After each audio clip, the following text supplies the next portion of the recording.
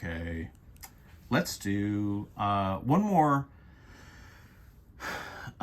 instantaneous find the slope example, right? So let's find the instantaneous rate of change for the function g of x is the root of 2x minus 3.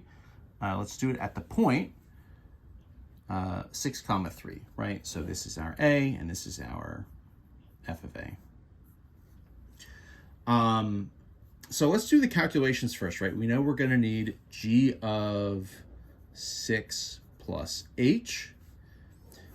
This is an interesting one, right? Because now we're sort of subbing this in. Because this is a square root, the simplification is going to look a little bit different. It also means when we do the limit, we're going to need to sort of use some different techniques.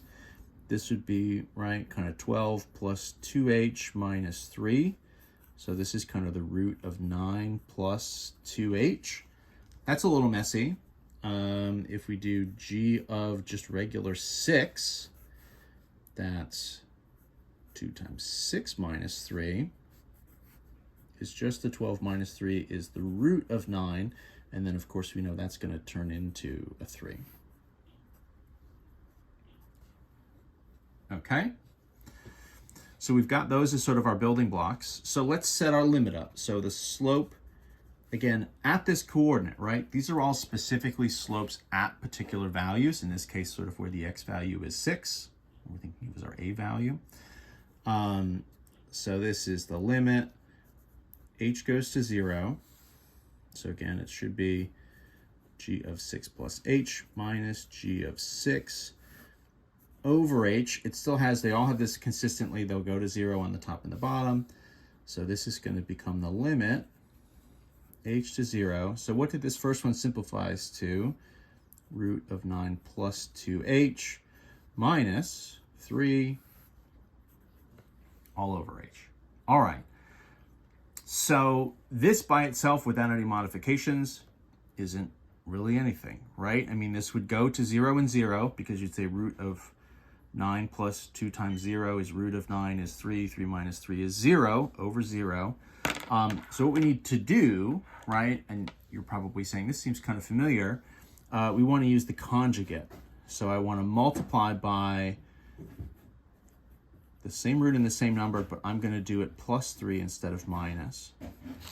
So all those different like limit techniques that we did back in chapter 2, those are all in play, right? We may have ones where you have a fraction and you have to find common denominators and rewrite it, you know, all that stuff, factoring stuff, all that's in play. So all those techniques, we're going to use them now to like find our limit values, to find our slopes.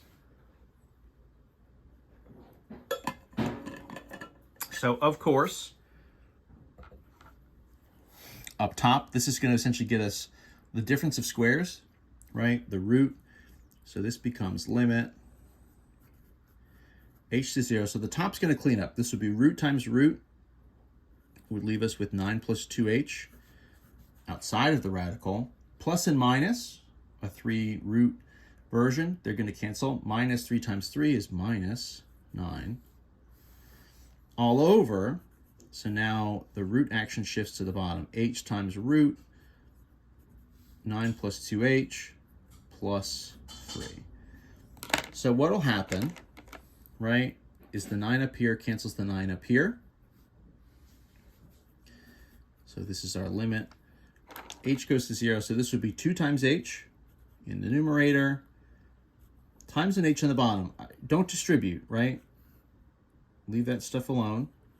Root 9 plus 2h plus 3. And the idea here, right, is this h and this h will cancel each other out. And in doing that, we'll get this so it's something we can evaluate. This is looking like it's probably going to be something fractiony, but that's okay. We're kind of used to slopes being fractions anyway, right? So it leaves us with a 2. H is here, so this is going to leave us root 9 plus 2h plus 3. And because now that's plus, if I send this h to 0, right, I can evaluate it without causing a ruckus. 9 plus 2 times 0 plus 3. 2 over root 9 plus 3, 2 over 3 plus 3, 2 over 6 is 1 over 3. So that's our slope of the tangent line, again, at that particular point, right? Just at that one instant. It could be a very different value at any other sort of point on the graph. We're picking specific points to do this. If we wanted to go one step further and then do the equation of the tangent line at, again, this point, 6, 3. That's our A and our F of A. Our tangent line slope is 1/3, so we can sub all that in. Going out of the frame. I just forget. So y minus the y value, y minus 3, is the slope of the tangent line, 1/3, times x minus 6. That is an equation I can distribute. So this is 1/3 x minus 1/3 times 6 is minus 2. So then if we add the 3 to both sides, we're going to get, as a final kind of mx plus b slope-intercept form, what's this going to be? 1/3 x plus 1, I guess. So that would be our equation of the tangent line at that point. And that's the idea. So 3-1 is just finding those individual slopes and then, using them afterwards to actually write an equation for the tangent line. So it's limits, it's algebra, it's, lines, it's slopes, it's everything. It's tons of good stuff. All right, on to 3.2.